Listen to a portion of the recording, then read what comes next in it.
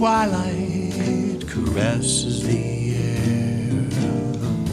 The river mist hangs sweet and fair. The evening swallows, they whisper their tune, dancing on the moon.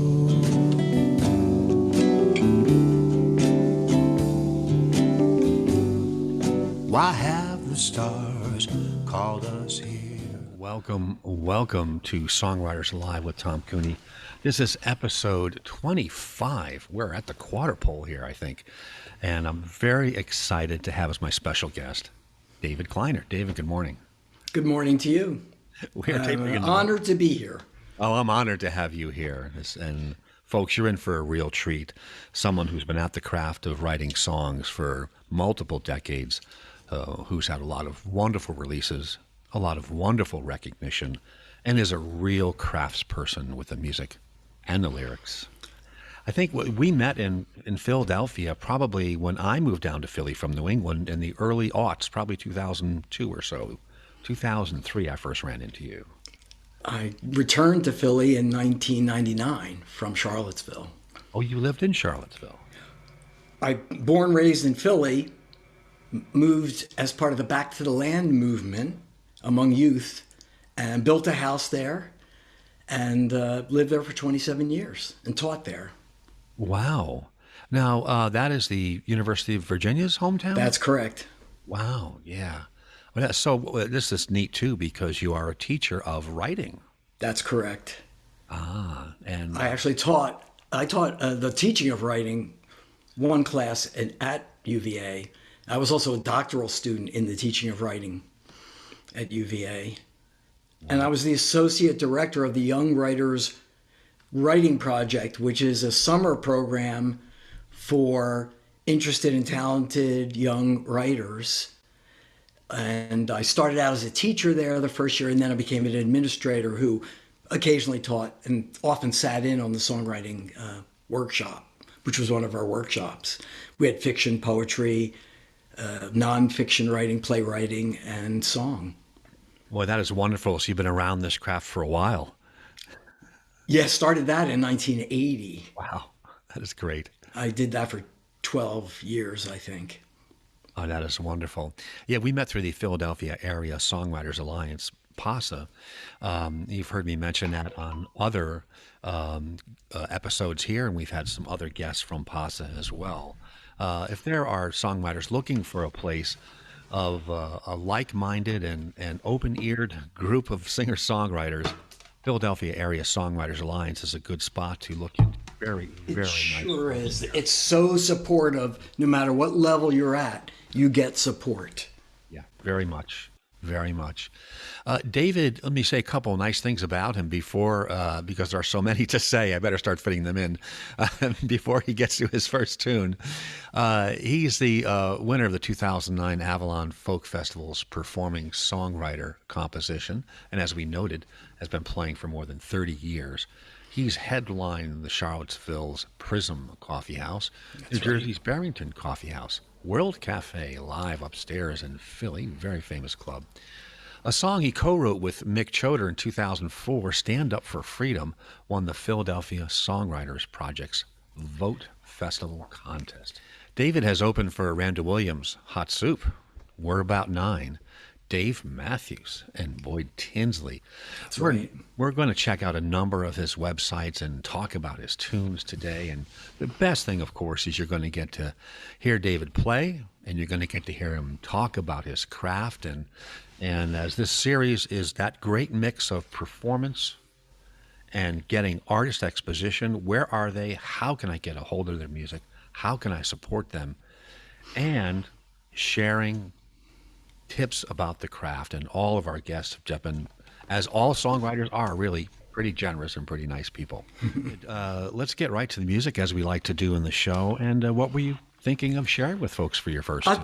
I'd like to share my song, Same Bar Blues. It's one of my older tunes that I still perform. And it is an example of a story. one of the four main elements that I look at in song is story. Now, since I come out of the folk music genre, story is really important. And so you for example, beginning, middle, and end is a structure, which this story has. And you want to end with a real zinger, if you can. And you'd like to actually, if you can, any ending, an end of a verse, you want to have a real zinger. So now I was rehearsing one day, and I overheard my guitarist roommate say that every night he would go to the same bar in Charlottesville. And he also said nothing ever happened there. And I said, Michael, why do you go there night after night if nothing ever happens? And his answer is the zinger in this song. Also, I'm a big believer in what my songwriting teacher, Fred Kohler, called furniture. You want to have objects, concrete things in the song that people can relate to. And also William Carlos Williams talked about only truth in things. So here I really tried to paint a picture of what it's like in a bar. And I've performed in many of them. This is called Same Bar Blues.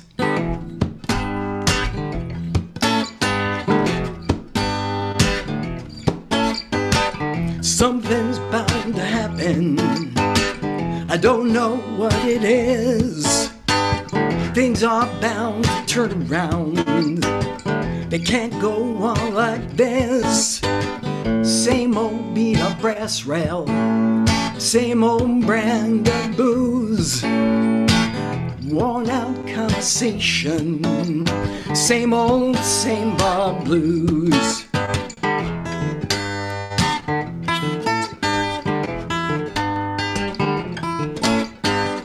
People say each time they come, they always see my face. I don't thrive on variety, but I sure do know my place. If you wanna see me, don't use the telephone.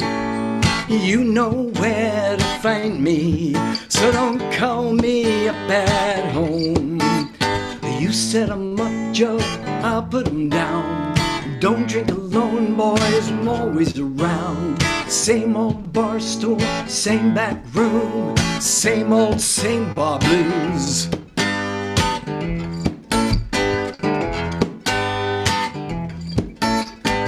My friends bum all my cigarettes, they never have to pay. I tease the cocktail waitress, she loves to hear me talk that way. It's been so long that I'm not sure.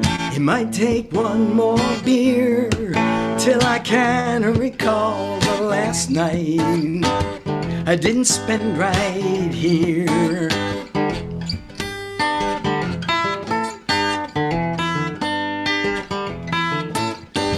I seen you when you come in, girl. I'll see you when you leave. I love the way you order. Please come and talk to me. You're always with a different guy. It's a pity about that, but at least I got me a place to go. I know where I'm at. I'm here at Songwriters Alive, baby. You set 'em up, Joe, and I'll put 'em down. Don't drink alone, boys, I'm always around. Same old bar stool, same back room, same old, same bar blues.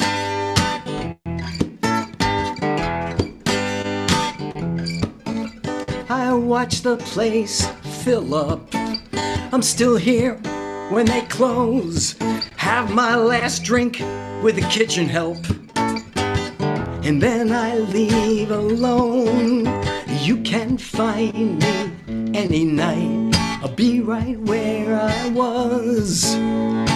Something's bound to happen, and I'll be here when it does. Something's bound to happen. Something's bound to happen. Something's bound to happen. And I'll be here when it does.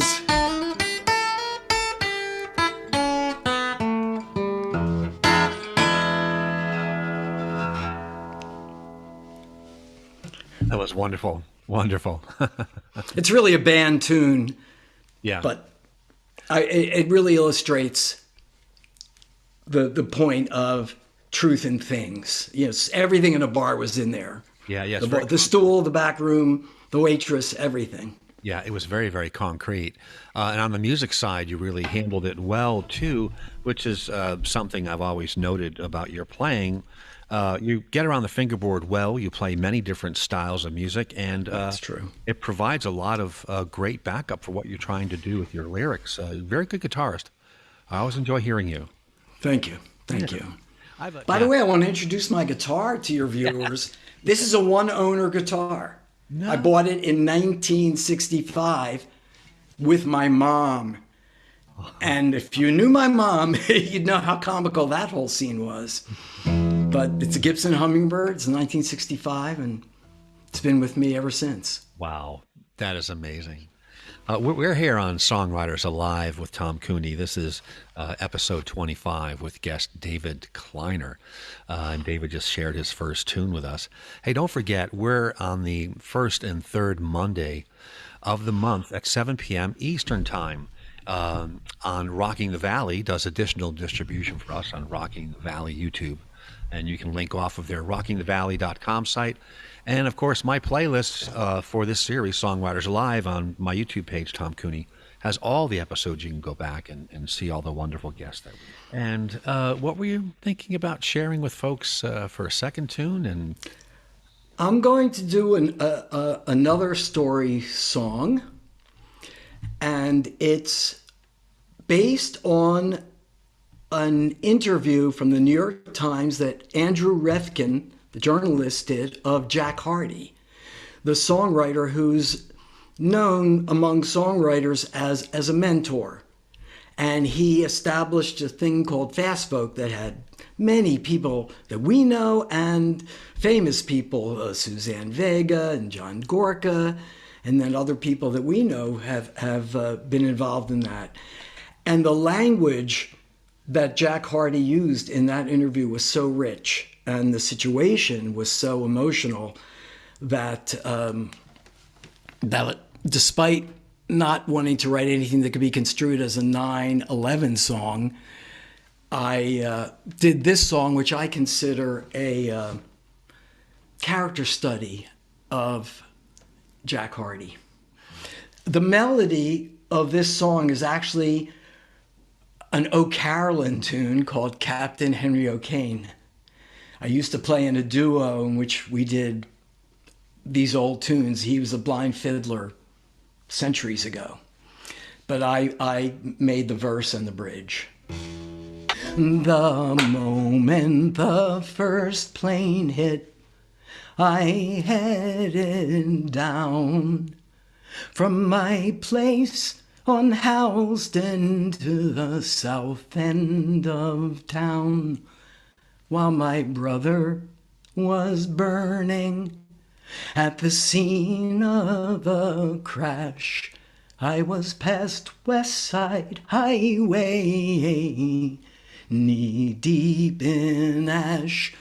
Those twin towers fit onto one TV screen, but it's not near as simple as that makes it seem, to know what it's like when they come crumbling down with your brother up there and you on the ground.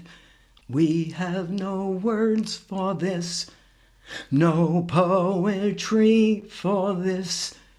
We have no nothing for this. I haunted the hospitals, checked every list, Someone posted Jeff Hardy, but that was not him. So I filled out some papers and went on my way back to the armory with Jeff's DNA. Oh, Jeff never had even one enemy, a political thought or religion to preach.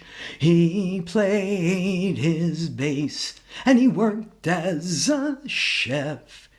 Even people who hated me all loved Jeff. We have no words for this, no poetry for this. We have known nothing for this. We have known nothing for this. These people think they're revenging some stuff.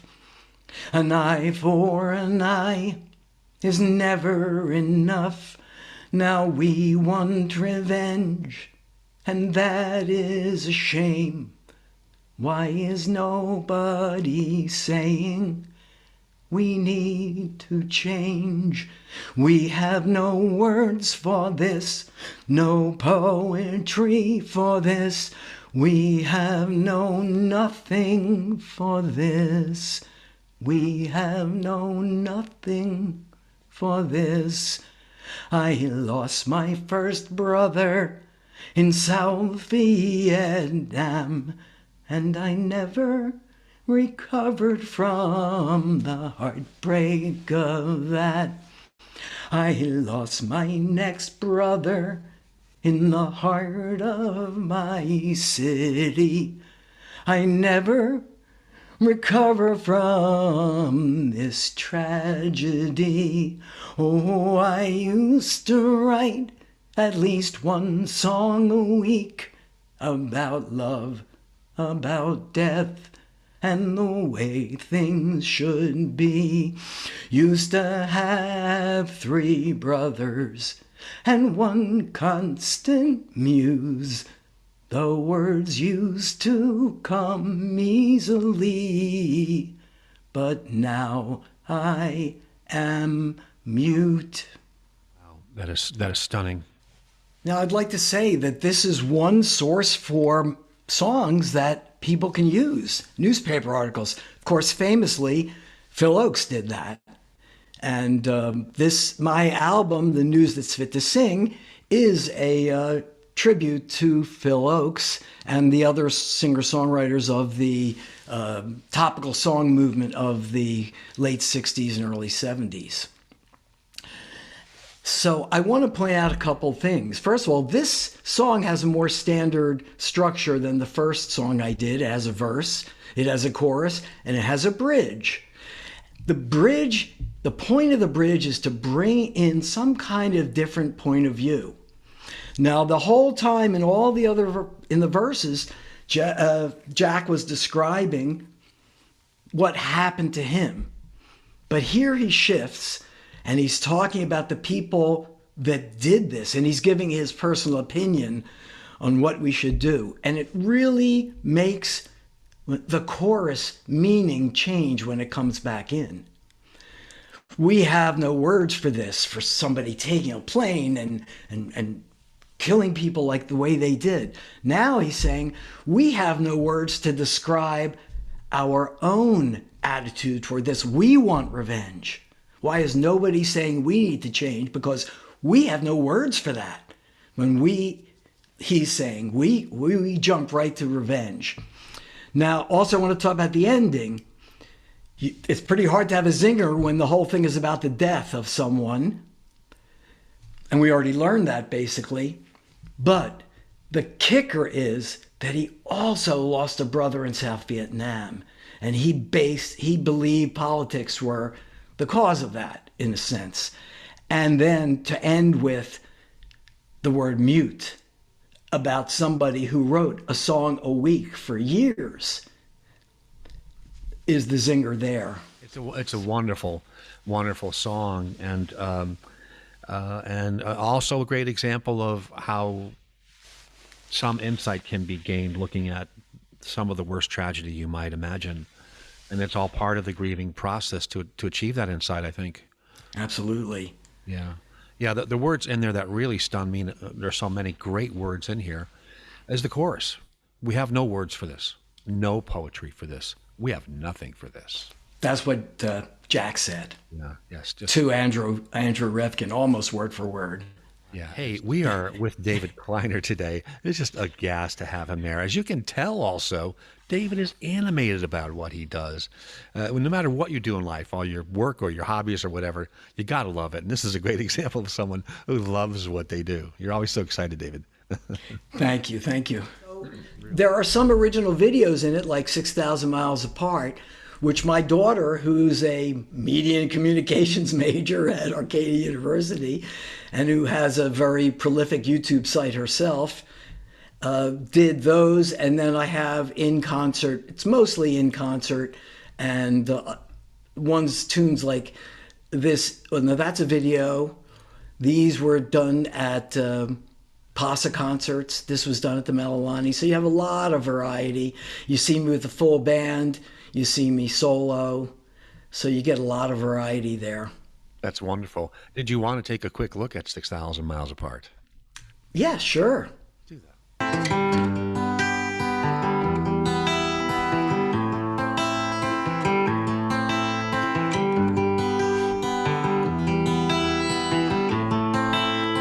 On my street, we keep our distance. We stay out of each other's business. Mailbox empty, trash cans clear, garage doors open, cars disappear.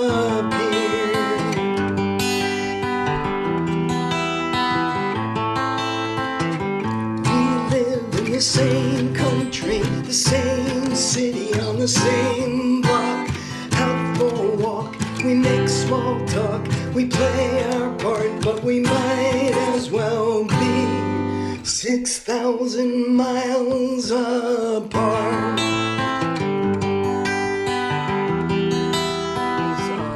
A response to a challenge from Philly Songwriters, another group we're both in. Yes. And this was at the very beginning of the epidemic, and really before we had Zoom going. And the challenge was to write about things you see in your own neighborhood, out your window. Wonderful. Thus, all the things. And you see me walking around the neighborhood. Yeah, I was going to say it's another example also of what you said at the beginning of the show, using concrete, tangible things you can root on as you write. That's correct. No box. You want to physical thing, yeah. You know, there are no rules in writing, but there are rules of thumb. And the rule of thumb for a poem, for a short piece, like a song or a poem, is locate the reader in the first verse. Now, a lot of times that means put the name of a place, but it means more than that. It means the reader should know what the deal is, what the situation is within the first verse. And, you know, so you can have a location. When you're lost in the rain in Juarez, am I allowed to speak a line by Bob Dylan? When you're lost in the rain in Juarez, you know, you can have a location right there, or you can have a situation. And so the next song I'm going to do starts with the situation. And I hope the clue cues in the reader, listener right away. So I'm going to do my song Write About the Rain. It's off my This Human Heart album. It's probably my best known and most popular song. And I want to talk a little bit about the structure here. I'll give you my cheat right now. You're going to notice that a lot of the lines in the song, especially in the first 3 verses, if you want to think of that, start with the word you. You did this, you said this, you did this. And the concrete thing there is the words that his wife, it's about a relationship that's ending, that she said. So the first 3 verses, you did this, you did this, you did this. The last verse changes to I. And it's a trick you're going to see a lot in songwriting. And that's a way of making the last verse really come home with the zinger. So this is Write About the Rain.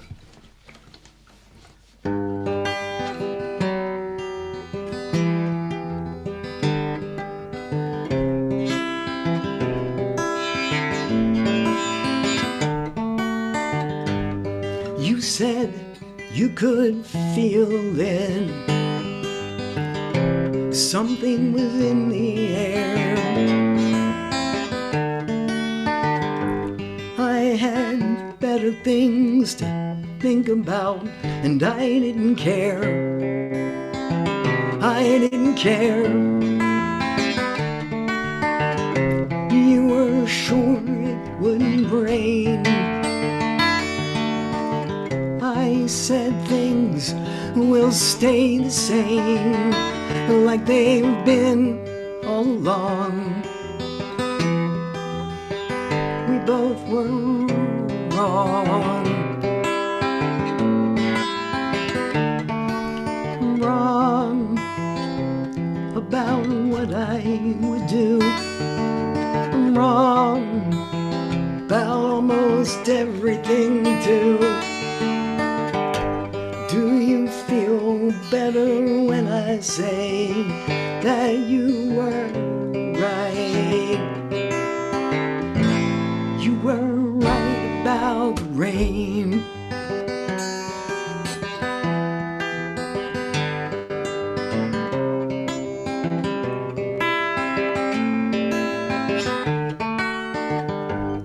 You said you read me like a book. I couldn't keep my feelings hid. You knew my heart better than I did, better than I did. But the things that didn't show, why I finally had to go. There was something you couldn't touch. I wanted too much. You said you didn't understand how I can feel the way I do. You said it's all in your mind. That ain't true. It isn't true. You said you don't mean nothing by it. You said suffer and quiet. You said to cut the crying too. Now the laugh's on you. The laugh's on you, 'cause you were wrong about what I would do. Wrong about almost everything too. Do you feel better when I say that you were right? You were right about the rain. Right about the rain.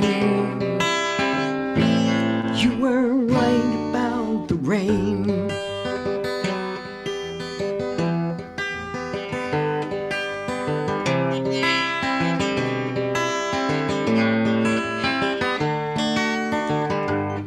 I said the end had come, so I finally left. On the way out to the car, I got completely wet, completely wet.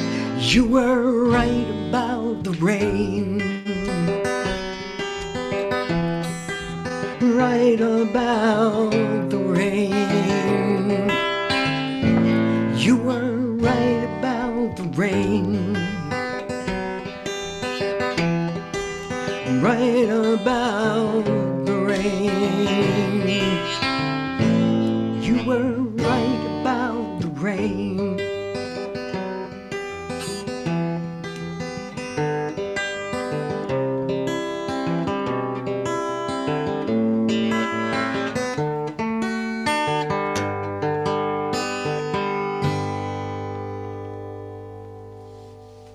wonderful song, David. Thank you. Yeah, if we can, let's put Right About the Rain up, and I'll show the viewers a few things. You can see you, and then the last verse, I.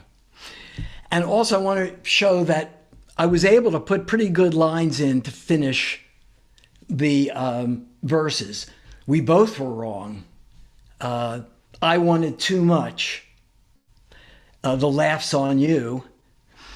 And then the meaning of Right About the Rain becomes really clear in the last verse. And this is another trick songwriters can do. If you're ever stuck, and this goes for essays and any short fiction, look at your beginning, and usually would tell you what you need at the end. And I just want to add one more thing. This is an I telling the story here. You can't rely on the I. This is an unreliable narrator. Yeah. And you can tell when he says, I didn't care right at the beginning. He didn't always give her the benefit of the doubt either. So a lot of things there to think about. Again, in the ideal song, I like to see that if it has a chorus, that the chorus changes in meaning a little bit each time. Because beginning songwriters need to realize the chorus is the same all the way throughout. The verses tell the story. That simple of a thing.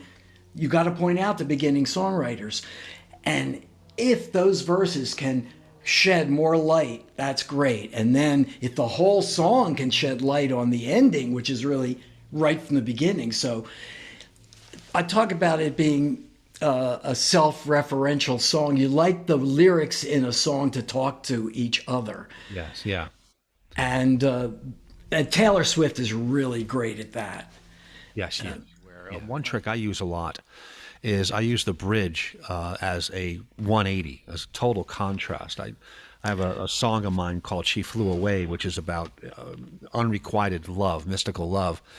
And it's fancy and it's fanciful. And then in the very short bridge, I turn it totally on its head and I go, we stumble in the dark, unlit candles in our hands, searching for love's spark, crying, someone please understand. Yeah, the bridge is a way of bringing a different kind of key. You can modulate a different sort of arrangement, but mainly as a different point of view. And when I was teaching, I would always use the example of Every Move, Every Breath You Take by Sting. Yeah. And, it sounds so accusatory throughout the entire song. He gets to the bridge and all of a sudden he's sort of supplicating her. And we see that he's not as so strong and macho as we thought. Yeah. So you see that a lot. And there's hardly a point of having a bridge if it doesn't show something different. Yeah. And we're certainly going to hear that in my next song. Well, that's wonderful. We're with David Kleiner, everyone. That's Kleiner in the greater Philadelphia area. Very accomplished singer-songwriter. And we're going to take a look at a couple more of his sites before David heads out and does his next wonderful tune for us. We had looked at 65 Hummingbird on YouTube. And, of course, you can look him up on YouTube as David Kleiner. There's a couple of sites out there. In terms of other general social media, Dave, I guess Facebook is a more frequent kind of post or entry for you? No, not really. I'm not that active but on Facebook, but I do post my gigs. And I do respond. If I get notified that somebody has put in a post in, I always read it, and generally I'll at least like it, if not respond. Yeah, that's wonderful. You see an example of that here. David was just on the Hootenanny Café radio show. That's right. I was the feature artist for December 5th, and you can go to Hootenanny Café or his, he archives it so you can hear it. And I did a set. He asked everybody to do a theme, and it's talentconnections.com, and that's it, talentconnections.com. Thank you. So and it has a link to the archive. And so he has the artist suggest a theme, and I suggested the theme of departures. Being a teacher of writing, one of the rules we used was you have to write with your students. Now, if you give the same assignment over and over again, at least you have to share something you've written to that assignment. So when he said, well, you've got to come up with a theme, I said, well, my mini set has to myself, I said, it has to match that theme. So I did 7 songs of my own about departures among everybody else's songs. That is wonderful. Let me quickly insert here that there's a slightly bit of different David bio stuff in here, which is really kind of cool. Since returning to Philly, he has 2 releases out. Sing Out, a very famous Sing Out magazine, described This Human Heart, a wonderful release, by the way, as all about intensity and passion. What a great release that is. Minor7th.com raved, quote, words are magically transmuted into music. Now, we kind of hinted at that at the beginning of the episode. And Francis Cry the Coyote named the news that's fit to sing, another great release, his homage to the topical songwriters of the 60s, among the year's 5 best releases. So I wanted to sneak that additional neat bio stuff in there, Dave. If I can say one thing that's ironic and one tells you a little bit about music, a folk DJ named Angela Page reviewed my CD for Sing Out. I didn't know it was coming. I didn't really know Susan Page. I just sent out a CD to every DJ who was on the folk DJ. And then when I put out my second album, a studio album from Philadelphia called The News That's Fit to Sing, she writes me back and says, I was married to Jack Hardy. What? And yes, and then I got more on this. And she said, and the song just got him to a T. Then I'm playing the song in concert somewhere, and Lily Aniel, the very great local singer-songwriter, comes up to me and says, oh, I was very moved by your song. I was Jeff Hardy's girlfriend. What? Oh, the plan. It's just amazing. And now, if I might say, a fan of mine in France recently posted my song about Jack Hardy to a thread that was going from, I think it was David Massengill, about Jeff Hardy's death, because he was a bass player who played with many singer-songwriters, including, of course, Jack. And a French fan posted my song on that thread, unbeknownst to me, and I get a communication from Terry Roach of the Roach Sisters, who says, well, we used to play with Jack all the time. She sent me a picture of the Roaches with Jack and with Jeff and another Hardy brother. Oh, my God. So music can really connect people. And that song has been crazy. It's been really crazy. And there's lots of magic there. And yes. In the songwriting, too, if we can relate this insight and this series of neat magical coincidences to songwriting is we do talk about tips for younger or more novice songwriters, but even for the mature songwriter, when you have that insight or see that connection, grab the pen. So we look at a couple of other sites, and of course, in terms of where to find music, you got an Apple Music site here, which is David Kleiner. Absolutely. So that's music.apple.com/artist/David-Kleiner. We'll have all large text on the final edit of this, and and of course, I'm on all the streaming services, Spotify and many other more minor. Yeah, you can see some of these great releases. I love the cover on the news that's fit to sing. Well, it's based on Phil Oakes's cover from the news that's fit to sing, in which he was sitting on his guitar reading the New York Times, but he was sitting in front of a wall in New York City. Yeah. This photograph was taken by my friend Herb Engelsberg, and he did the cover for This Human Heart. Yeah. So it's Apple Music. It's also available. Let me see. The Trio is also available on Apple Music. Yes, it is. That's deep. It's an in-concert album. It really is the real deal. So that second one out there on Apple Music is David Kleiner Trio. On Spotify, it's David Kleiner. Can I say that the trio that made that recording was Richard Brown on harmonica and Emmanuel Angel on guitar. Richard has since moved to Florida, but I'm still playing with Emmanuel when I play a band gig. And I have other players that I play with. Yes. Jazz flute players and another harmonica player as well. That's wonderful. Yeah. And of course on Spotify, David Kleiner. There I am. Yeah. A lot of wonderful, wonderful stuff here. Um, and on Sonic Bids. This is my EPK, my electronic press kit. Yeah. It's it's there if anybody cares, but I think it has ways of getting in touch with me, which is one good thing for people. So as you can see, folks, lots of great ways to look David up, find his music, support him and get his music, as well as supporting him when you see him out playing live. A wonderful singer-songwriter and great guitarist, as you can tell today, too. So we're just honored to have David Kleiner here. This is Songwriters Alive with Tom Cooney. Again, we're here on the first and third Monday at 7 p.m. Eastern Time on Rocking the Valley YouTube, and you can link off to rockingthevalley.com. Also, these live in perpetuity on Tom Cooney YouTube in the song list called Songwriters Alive, brilliantly named song list playlist out there.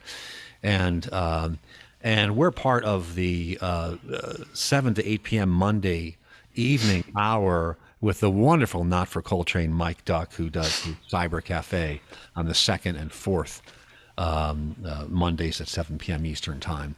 And Mike just has wonderful guests from all across the arts in the tri-state area and mostly in Greater Lehigh Valley. And just a wonderful, wonderful series. I encourage you to look up Mike's stuff as the artist Not for Coltrane. Talk about, you've been so generous in how you shared your insights into the many ways a song can be crafted and how contrast or suspense or insight is built and shared as a song goes on. I want to flip the coin over, and I want to talk about the development side of it, about the many different ways a song can come from, and what are some of the more typical ways for you, lyric first versus music? Do they come in flashes? Do you bake things for a long time? With every artist, it's different. And what is the process like for you? Kind of an open-ended question. Well, I have a lot to say about that. I'd say for beginning songwriters, a lot of them get songs in a flash. I did early on. But after a while, you get to rely on craft. And I've written songs where I've written the melody completely first. I've written a couple songs where I did a melody on piano. But I'd say more than anything else, I come up with an interesting phrase. It comes to me. I hear something like my wife saying, I'm right about the rain. Me saying to my wife, you were right about the rain.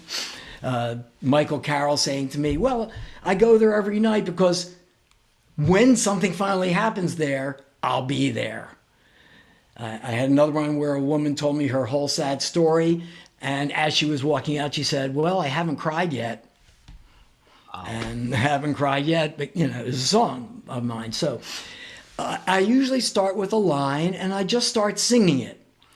And this is really I got from Fed Kohler. He just said, keep singing it over and over and over, and you'd be surprised how it expands. And I have written a number of songs I'm walking the dog in the park and I'm singing to myself. And I have my phone with me and I record on the memo. I don't know if we can see this. Oh, yeah. On the memo Music thing, memos, yeah. It's supposed to be voice memos. Yeah. But if you look through this list here, folk song, more melody, phrase for trying, more thoughts on windfall, a song I just finished, my lover now, first draft. I also wanted to let folks know the kind of stuff that they'll hear when they do please go find David Kleiner's music. I have to share a couple of my favorites, which are just so insightful. Love Will Stay, My Beloved Is Mine, Jack Hardy's Blues, which of course you played, Hopeless Romantic, This Human Heart, the great title cut, and Something Between Us. And it also points out another thing I want to say about the music side of your equation is it is varied. There's great Latin effect on a number of your songs, a blues effect on a number of them, a jazz effect, and they're never heavy-handed. They're always underplayed, and they support what your lyrics are doing, And you hear a lot when songwriters, especially the younger ones, go heavy on their alt influences, and it overwhelms the compilation they're putting together. But you have a great sense, I think, of how to use the different styles in a very supportive way for what you're trying to do. Well, I have to give a lot of credit on This Human Heart for Glenn Barrett and some of his studio players. And Morningstar Studios. At Morningstar Studios. He hardly changed anything in any arrangement in my songs. He took it as I brought it to the studio, but he really delivered the magic. And in Something Between Us, I have to say that is the greatest band I have ever played with. The trumpet player was John Dirth, my colleague and friend from Charlottesville. I had to bring the whole recording down there to get my harmonica player, Gary Green, who's literally won the world championship of harmonica, even though he was just a school teacher with me in the same high school. John Dirth, who's a great trumpet player, who's best known for putting together the Dave Matthews Band. And then Jeff Lee Johnson, the late, great Jeff Lee Johnson, who's playing bass and guitar. And that was, of course, a multi-tracked. And then Doc Gibbs on percussion, who was amazing. I was in the studio when he did that, and I was with Jeff when he played his parts. It was just amazing. So it's still relevant. It's very fresh. It's very fresh. I tried not to put in too much that would make that dated. Yeah. Whereas the other album is a topical album, but I tried to make it so that it's general. I have a song there that's based on blogs from soldiers in the Iraq War. Yeah. But I hope it applies more to what soldiers do. It was an assignment. I have a friend who was a talk show, sort of a lefty talk show host on the West Coast. And he was sick and fed up of people who use soldiers as a political tool when they don't really support the soldiers when it comes to it. And he just said, write the truth. Yeah. And not all lefties are happy with my song because I show respect for the soldiers there. But well, you have to respect them. They're you have to respect them. Yeah. So yeah. I hope one of the great songs of John Gorka's I love is the title cut to "Writing in the Margins," about a soldier who's working the supply chain in Iraq, and it's just an incredibly insightful, concrete frontline song. What is this soldier doing and thinking about and worrying about on a daily basis? Yeah. Hey, David Kleiner is going to take us out, folks, with one more tune. Make sure you visit the sites that we've seen here and take a listen to Dave's music. Make sure to get some of Dave's music, more importantly. Support him when you see him out playing. As you can tell, a very versatile and accomplished and very craftful songwriter. And Dave, I got to tell you, it's been a gas having you here. I've looked forward to this for a long time. Yeah. I'm going to do a new song. It's not my newest now, but it's from 2021. And I've been talking about forms, verses, chorus. This has an element that you find in a lot of current songs, has a pre-chorus. So this song has verses, has a pre-chorus, has a chorus, and a bridge. And here's a song that started from a phrase that's been bouncing around in my head for like 40 years.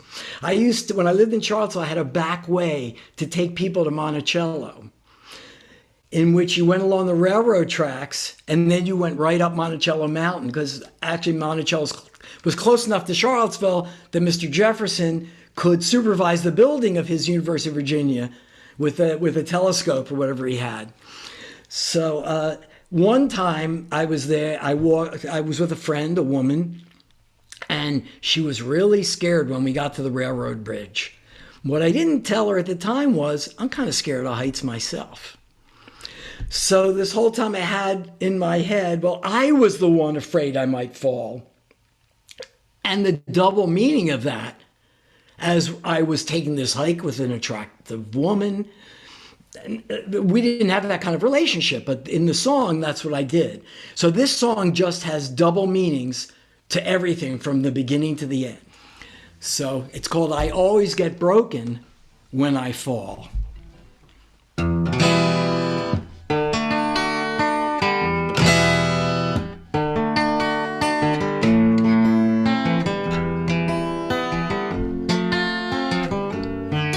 That day we crossed the railroad bridge high above no man's land. You told me about your vertigo and you made me hold your hand.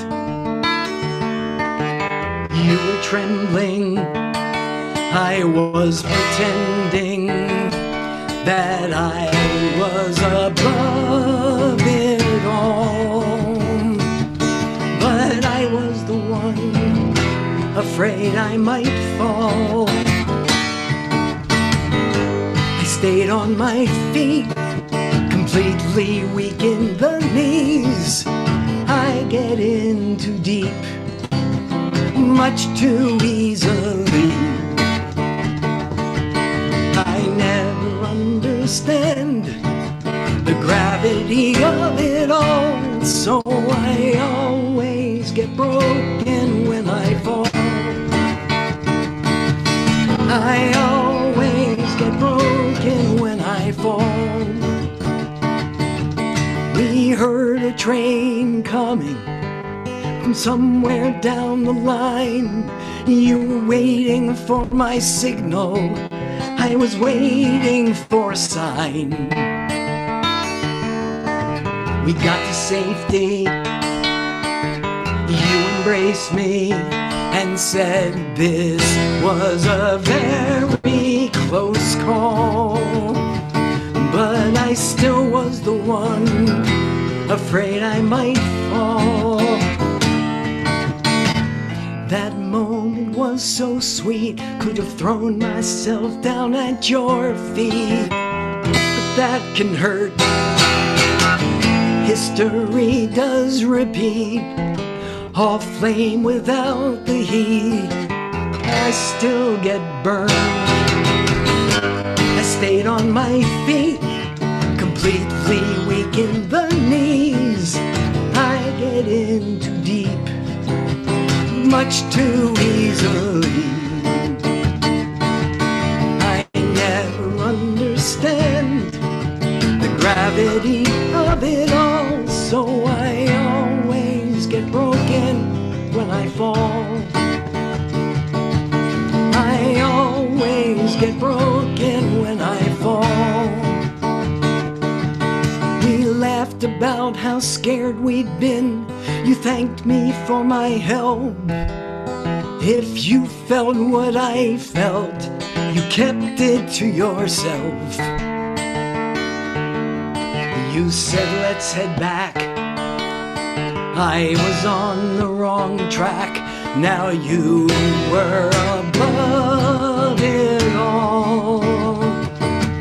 And I was the one taking the fall. I stayed on my feet, completely weak in the knees. I get in too deep, much too easily. I never understand the gravity of it all, so I always get broken when I fall. I always get broken when I fall. I always get broken when I fall.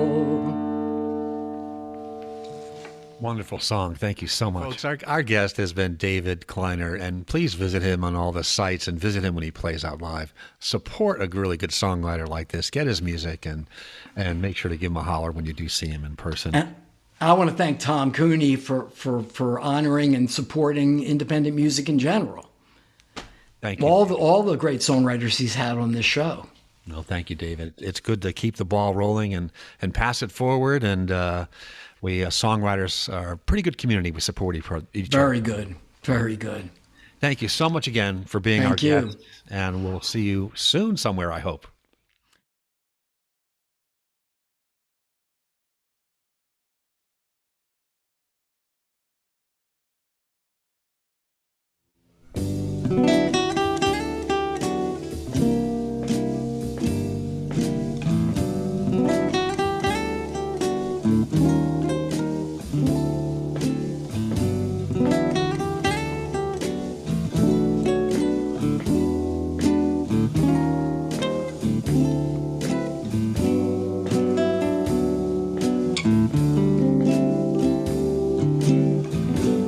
breath of twilight caresses the air. The river mist hangs sweet and fair. The evening swallows, they whisper their tune, dancing on the moon.